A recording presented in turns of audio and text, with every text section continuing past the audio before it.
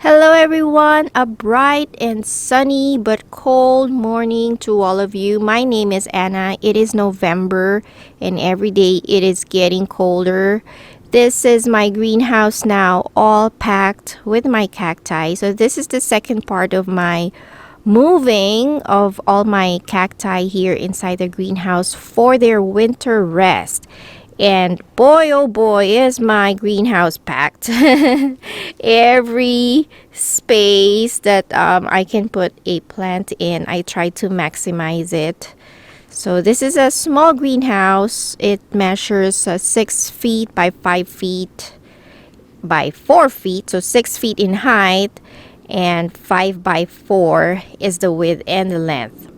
This greenhouse is packed, so I was able to fit in 4 racks. 1, 2, the tall one there, 3, and the 4th one here on the left. So it is tightly packed this year compared to the previous years. And getting inside is very difficult. This is the only space I have to walk in it. This is my heater. This is a space heater, so I keep it in there. I try to keep the temperature above 40 degrees Fahrenheit. Sometimes it would drop to like 38, 39, and then the heater would start, okay? But this is it, guys. This is my greenhouse. These are the lucky ones who made the cut to stay here inside my greenhouse for the winter. And this year I did keep some seedlings here inside the greenhouse. Here they are all tucked underneath. So these are the seedlings. Some of them are in my garage, which I will show you guys later. Even the rebutia seedlings are all on this side. Okay. I might still move things around, so I am watching how they are reacting to the move, because in reality, guys, in habitat, these cacti don't move. So they're not used to being moved, but somehow in cultivation it is necessary depending on your conditions. So I am watching them. Like this echinopsis, I could see that it is getting a little bit purple and yellow, so it is both cold stress and too much sun on this side. I might move that to a lesser stress position, because as you can see, if I move, this right side here gets direct morning sun. Okay, so these guys here are exposed to a lot of sunshine in the morning. Although the sun doesn't last very long since it's almost winter, these guys get direct sun for maybe only 3 hours, about 7 to 10 or 8 to 11 in the morning. And then after that, this is in shade because the sun would move. And then I even have a hanging cacti, a couple of hanging cacti in here. My monkey's tail and my rat's tail. This monkey's tail is actually in bud, but I don't know if it will still continue to develop. Okay, but we'll see. They're still in there. They haven't dropped yet, but yep, it is in bud. On that tall shelf back there, I have a few more seedlings that I was able to keep in here. I think they are big enough to withstand the colder temperatures in here. I still have spaces at the bottom, but I don't know what to put in there because that hardly gets any sunlight, so it is a little bit dark in that corner. But yep, so here they are. Okay, so these guys get sun in here as well. And then I have a few here that I think I would need to give a little bit of watering. It has been 2 weeks since all these cacti have had their water. So before I placed them here in the greenhouse, I gave them watering. So that has been 2 weeks ago. But I do see that some need a little bit of water right now. As you can see, this Cactus articulatus, see how that is leaning. This one is leaning. I will give that a little bit of water. I don't want it to shrivel too much, because if it does, those segments will start dropping on their own, and it is hard to keep them tall. So I will give that a little bit of water so that they don't drop their segments. And of course, the seedlings in here would need to be watered. And I do have some winter growers, such as this one. This is the albuca. These 3 green pots here, those are albuca. This is albuca namakensis, I think, the 2 ones. And then this is albuca spiralis, the one that was given to me by Brian from Arizona. So they grow from bulbs during the summer. They are dormant, so you would hardly see anything in there. It just looks like a pot of dirt. But during fall and then in winter time, they sprout their leaves. By December, they should flower. So normally they would flower for me December time. So these guys, actually, let me give them a little bit of water now, because these are winter growers. So this is the time that they would love to drink lots of water.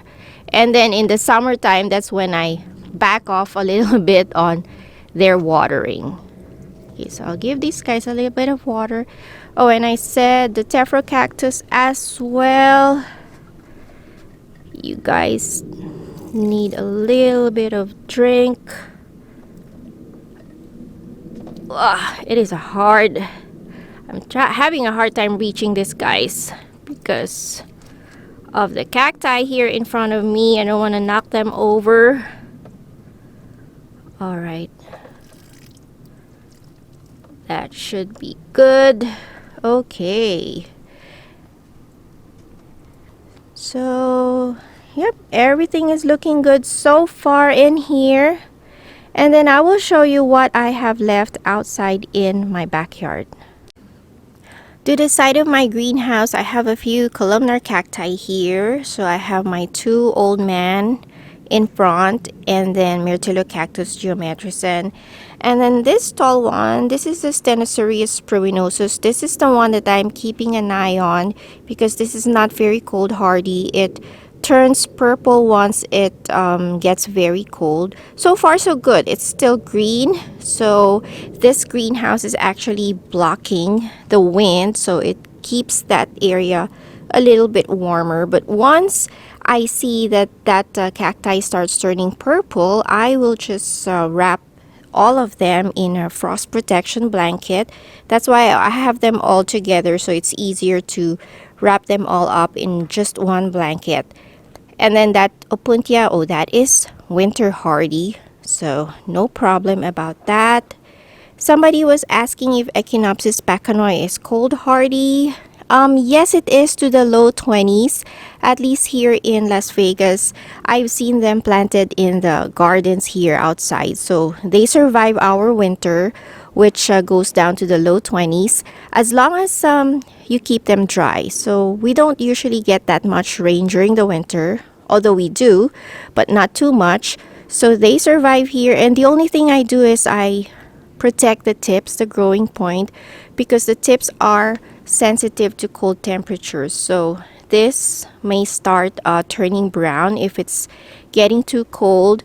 So I wrap it with like cloth, or sometimes I put a styrofoam on top of the tips just to protect them from dying. Okay, but otherwise it can withstand our winter here in Nevada. Oh, look at this mammillaria. This is a Mammillaria bocasana, and it is in flower. I like this because it flowers spring, summer, fall. It is in flower. Even the mother plant, these are the seedlings. This is the mother plant where the seeds came from. So even the mother plant is in flower. Alright, since we're here, this is the tall rack that I left here outside. So what I am keeping here are Echinopsis, Ferrocactus, my mature Mammillaria, the big ones, and the big Parodias as well. Okay, and then bottom rack, more Mammillaria, Echinopsis. Okay, oh look, this Mammillaria is also in bud. I find that Mammillarias are opportunistic bloomers. They bloom when the conditions are right for them, no matter what time of the year it is. And a few more echinopsis and mammillarias down here. Okay, this is the only thing that I am doing differently this year. I am keeping all my aloes outside here in the backyard to overwinter. In the previous years, I used to keep them in my garage, so they were under the grow lights for the winter. But I noticed that not all of them develop their winter stress colors. So hopefully now, I am hoping they can withstand our winter here outside. So see, they are starting to change their color. This is a aloe Christmas carol, and to its right is the aloe oik, so that it is now turning pink. I love their winter stress colors, so I keep them out here. Aloes for me are winter growers. As you can see, they are in flower. So they like our temperature right now. Okay, so hopefully they will survive. I'm keeping an eye on them. Here are more aloes down here. And also, I am experimenting with this Haworthiopsis. These used to be classified under Haworthia, but these are the ones with the thicker leaves and with white like freckles or speckles on them. So these are Haworthiopsis.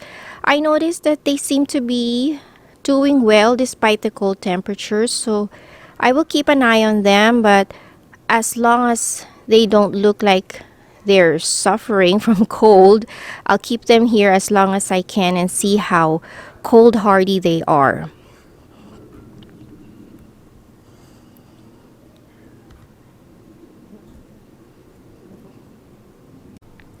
Here is another aloe. This is a blue elf aloe. This can withstand our winter. This always overwintered outside. It will turn pink at the tips, but it will survive. And I noticed that the colder it gets in the winter, the better it flowers. So usually around February, when it starts warming up in here, this will start forming its buds. Okay, and then that is my big golden beryl. And then to its back, this is the Mexican fence post.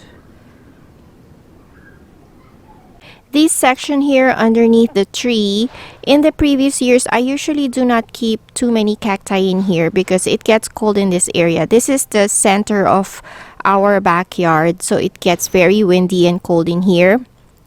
I do keep like the trichocereus that stays in there, and some opuntia stays in here, but all the rest I usually move them.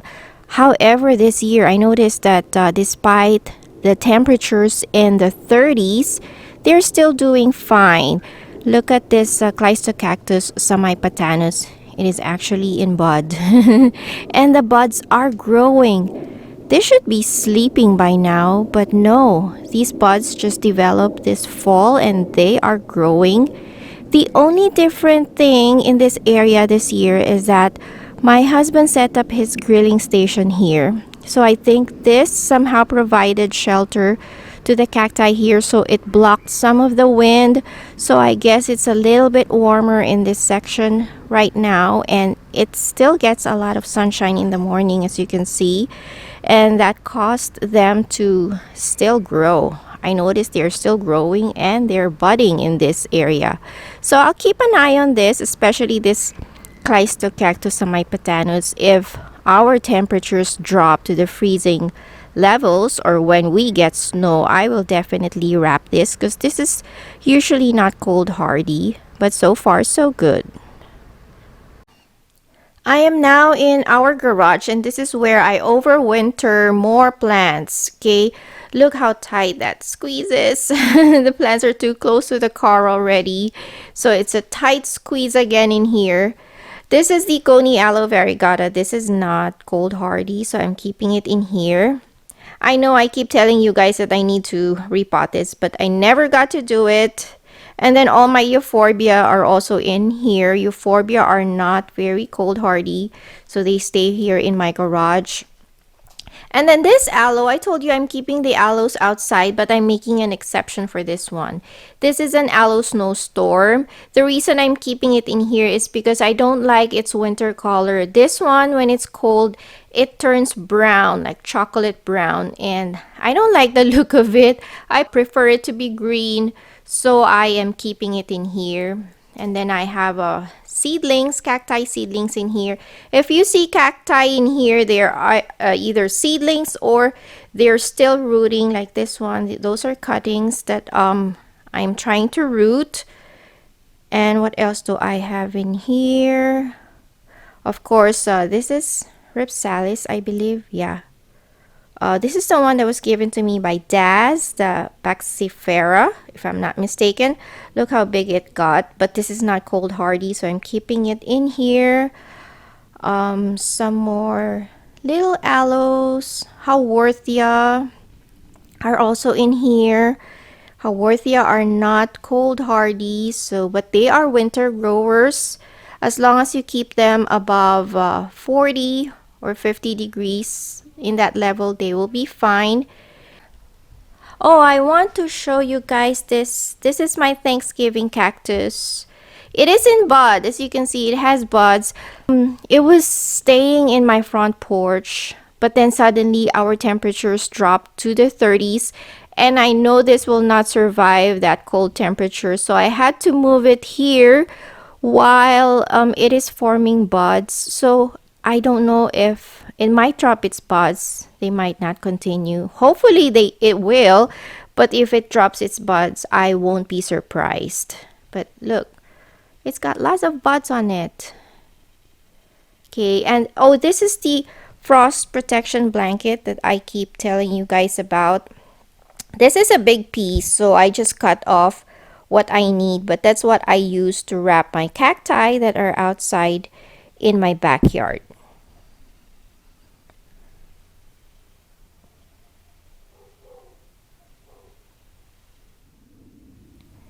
Here in our garage, we don't have any window, so no sunlight gets in here.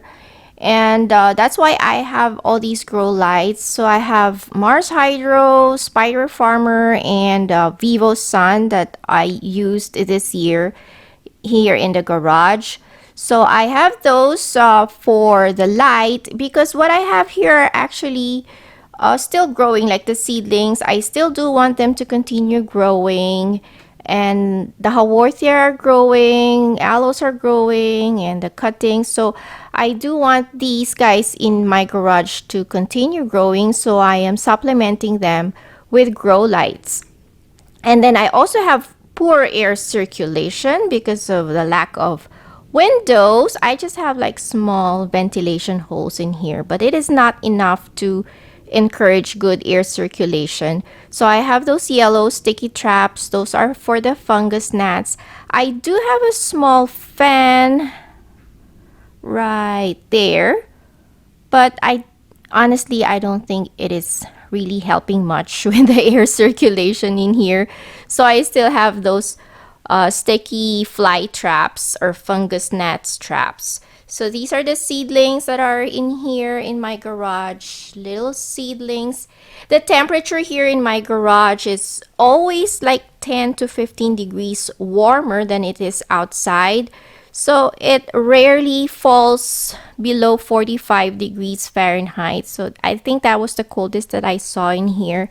But it is like constant between 50 to 65 degrees always here. It doesn't warm up, not unlike in my greenhouse. In my greenhouse it gets very cold at night, but in the morning it does warm up to the 60s, even 70s. But in here the temperature is constant. Back again here in my greenhouse, I noticed that not all of my cactus are going dormant yet for the winter. This Stelo cactus is actually forming a bud. And then I found another one that is in bud here. This Matucana right there. It is also in bud. And then a few of them are actually growing spines. See, so not all of them are dormant yet, but hopefully They will, because they need the winter rest in order for them to flower better come springtime. I am going to wrap up my video here. Thank you guys for watching. Thank you for following me on Facebook and in Instagram. Our cactus family is growing.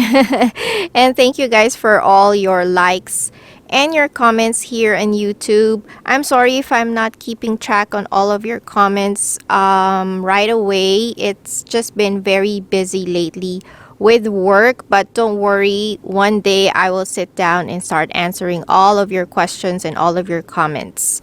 All right, thank you guys for watching, and until next time, bye everyone, and cheers.